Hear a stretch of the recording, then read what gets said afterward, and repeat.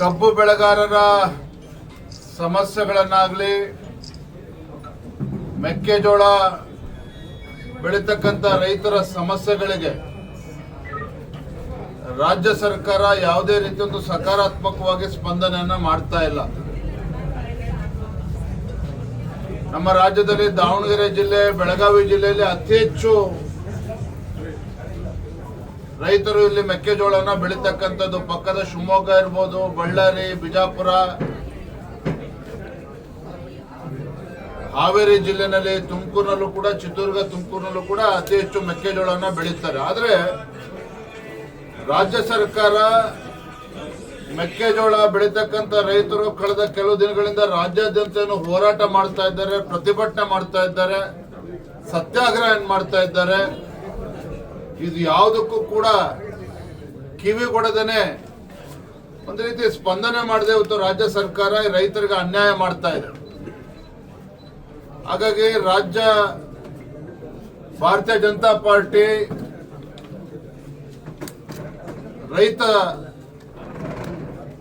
ರೈತರ ಪರವಾಗಿ ನಾವು ಹೋರಾಟವನ್ನು ಮಾಡಬೇಕು ಅಂತ ಹೇಳಿ ಭಾರತೀಯ ಜನತಾ ಪಾರ್ಟಿ ಈಗಾಗಲೇ ತೀರ್ಮಾನವನ್ನು ಮಾಡಿರುವಂತದ್ದು.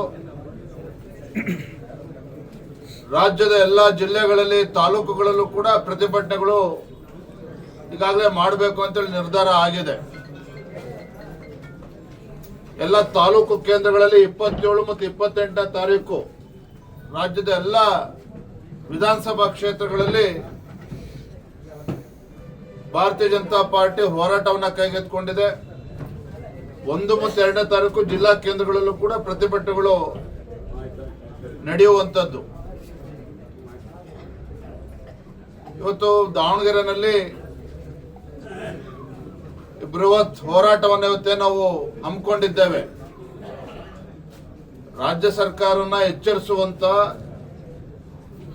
ಮೆಕ್ಕೆಜೋಳ, ಕಬ್ಬು ಬೆಳೆಗಾರರು, ರೈತರ ಸಮಸ್ಯೆಗಳಿಗೆ ಸ್ಪಂದನೆ ಮಾಡುವಂತ ನಿಟ್ಟಿನಲ್ಲಿ ರಾಜ್ಯ ಸರ್ಕಾರ ಕ್ರಮವನ್ನು ಕೈಗೊಳ್ಳಬೇಕು. ಭತ್ತ ಬೆಳೀತಕ್ಕಂಥ ರೈತರು ಕೂಡ ಇವತ್ತು ಸಂಕಷ್ಟದಲ್ಲಿದ್ದಾರೆ.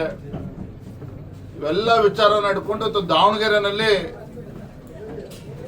ಹೋರಾಟಕ್ಕೆ ಇವತ್ತು ಚಾಲನೆಯನ್ನು ನಾವು ನೀಡ್ತಾ ಇದ್ದೇವೆ.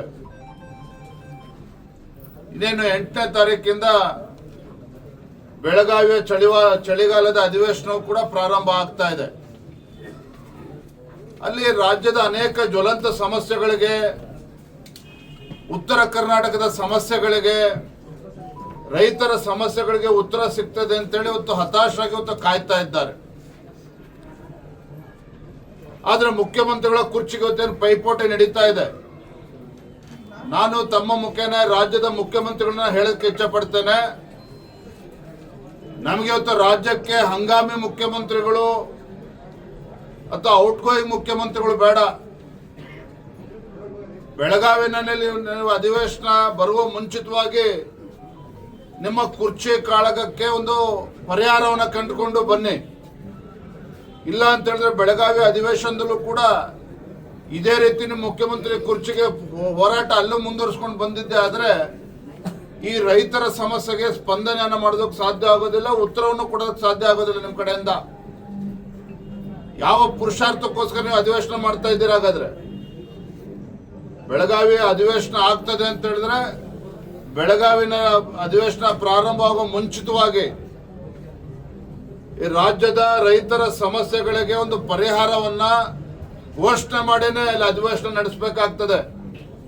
ಇಲ್ಲ ಅಂದ್ರೆ ತರಾತುರಿಯಲ್ಲಿ ಅಧಿವೇಶನವನ್ನು ನಡೆಸ್ತಕ್ಕಂಥದ್ದು, ಮತ್ತೊಂದು ಕಡೆ ಮುಖ್ಯಮಂತ್ರಿ ಕುರ್ಚಿಗೆ ಪೈಪೋಟಿ ಎರಡೂ ಮಾಡ್ಕೊಂಡು ಹೋದ್ರೆ ಇವತ್ತು ರಾಜ್ಯದ ರೈತರ ಸಮಸ್ಯೆಗೆ ಸ್ಪಂದನೆ ಮಾಡೋದಕ್ಕೆ ಸಾಧ್ಯ ಆಗೋದಿಲ್ಲ. ಇದೆಲ್ಲವನ್ನು ಇತ್ಯರ್ಥ ಮಾಡಿಕೊಂಡೇ ಬೆಳಗಾವಿ ಅಧಿವೇಶನಕ್ಕೆ ಬರಬೇಕು ಸರ್ಕಾರ. ಇಲ್ಲ ಅಂತೇಳಿದ್ರೆ ಅಧಿವೇಶನ ಮುಂದೂಡಿದ್ರೂ ಪರವಾಗಿಲ್ಲ. ಇವತ್ತು ನಮಗೆ ಬೇಕಾಗಿರ್ತಕ್ಕಂಥದ್ದು ರೈತರ ಸಮಸ್ಯೆಗಳಿಗೆ ಉತ್ತರವನ್ನ ಮಾನ್ಯ ಮುಖ್ಯಮಂತ್ರಿಗಳು, ಕಾಂಗ್ರೆಸ್ ಸರ್ಕಾರ ನೀಡಬೇಕಾಗ್ತದೆ, ಪರಿಹಾರವನ್ನು ಕೊಡಬೇಕಾಗ್ತದೆ. ಆ ನಿಟ್ಟಿನಲ್ಲಿ ರಾಜ್ಯ ಸರ್ಕಾರ ಕ್ರಮವನ್ನು ಕೈಗೊಳ್ಳಿ ಅಂತೇಳಿ ನಾನು ಈ ಸಂದರ್ಭದಲ್ಲಿ ಆಗ್ರಹವನ್ನು ಪಡಿಸ್ತಾ ಇದ್ದೇನೆ. ಸಿಎಂ ಅವರು ಇದಾರಲ್ಲ, ಈಗ ಅವರು ಏನ್ ಹೇಳ್ತಾರೆ, ನಾವೇ 5 ವರ್ಷ ಸಿಎಂ ಅಂತ, ನೀವೀಗ ಹಂಗಾಮಿ ಸಿಎಂ ಅಂತ ಹೇಳ್ತಾ ಇದ್ದೀರಾ. ರಾಜ್ಯದ ಏನು ಮುಖ್ಯಮಂತ್ರಿ ಕುರ್ಚಿಗೆ ಕಾಳಗ ನಡೀತಾ ಇದೆ. ಸಿದ್ದರಾಮಯ್ಯನವರು ಔಟ್ ಗೋಯಿಂಗ್ ಚೀಫ್ ಮಿನಿಸ್ಟರ್ ಅಂತೇಳಿ ಆಡಳಿತ ಪಕ್ಷದಲ್ಲಿ ಹೇಳ್ತಾ ಇದ್ದಾರೆ. ಹಾಗಾಗಿ ನಮ್ಮ ಆಗ್ರಹ ಏನು ಅಂತ ಹೇಳಿದ್ರೆ, ಇವತ್ತು ನಿಮ್ಮ ಬಡಿದಾಟಕ್ಕೆ ಇವತ್ತು ರೈತರು ಇವತ್ತು ಕಂಗಾಲಾಗಿದ್ದಾರೆ. ರೈತರು ಇವತ್ತು ಅಪೇಕ್ಷೆ ಪಡ್ತಾ ಇರುವಂತದ್ದು ಅವರ ಸಮಸ್ಯೆಗಳಿಗೆ ರಾಜ್ಯ ಸರ್ಕಾರ ಸ್ಪಂದನೆ ಮಾಡಬೇಕು ಅಂತೇಳಿ. ಹಾಗಾಗಿ ನಾನು ಆಗ್ರಹ ಮಾಡ್ತಾ ಇರುವಂತದ್ದು, ಬೆಳಗಾವಿ ಅಧಿವೇಶನ ಪ್ರಾರಂಭ ಆಗುವ ಮುಂಚಿತವಾಗಿ ನಿಮ್ಮೆಲ್ಲ ಕುರ್ಚಿ ಕಾಳಗವನ್ನ ಮುಗಿಸ್ಕೊಂಡು ಬನ್ನಿ, ಪರಿಹಾರವನ್ನ ಕಂಡುಕೊಂಡು ಬನ್ನಿ. ನಿಮ್ಮ ಮುಖ್ಯಮಂತ್ರಿ ಕುರ್ಚಿ ಪರಿಹಾರ ಕಂಡುಕೊಂಡ್ರೆ ಅಲ್ಲೇ ರೈತರ ಸಮಸ್ಯೆಗೆ ಸ್ಪಂದನೆ ಮಾಡೋದಕ್ಕೆ ಸಾಧ್ಯ ಆಗ್ತದೆ. ಉತ್ತರ ಕರ್ನಾಟಕ ಸಮಸ್ಯೆಗೆ ಚರ್ಚೆ ಮಾಡೋದಕ್ಕೆ ಸಾಧ್ಯ ಆಗ್ತದೆ. ಸರ್, ಡಿ.ಕೆ.ಶಿ ಅವರು ನಿಮ್ಮ ಪಕ್ಷಕ್ಕೆ ಬರ್ತಾರೆ 50 ಜನ? ಕಾಂಗ್ರೆಸ್ ಸರ್ಕಾರಕ್ಕೆ ಭಾರತ್ ಮಾತಾಕ್ಕೆ ಆ ಮರಿಕಾಡು ದೊರೆತು ಮುಂದಾದ ಹೊಸ ಸ್ವಲ್ಪ ಮುಂದಾಗಪ್ಪ ಮರಿಕಾಡು ಮುಂದಾಗ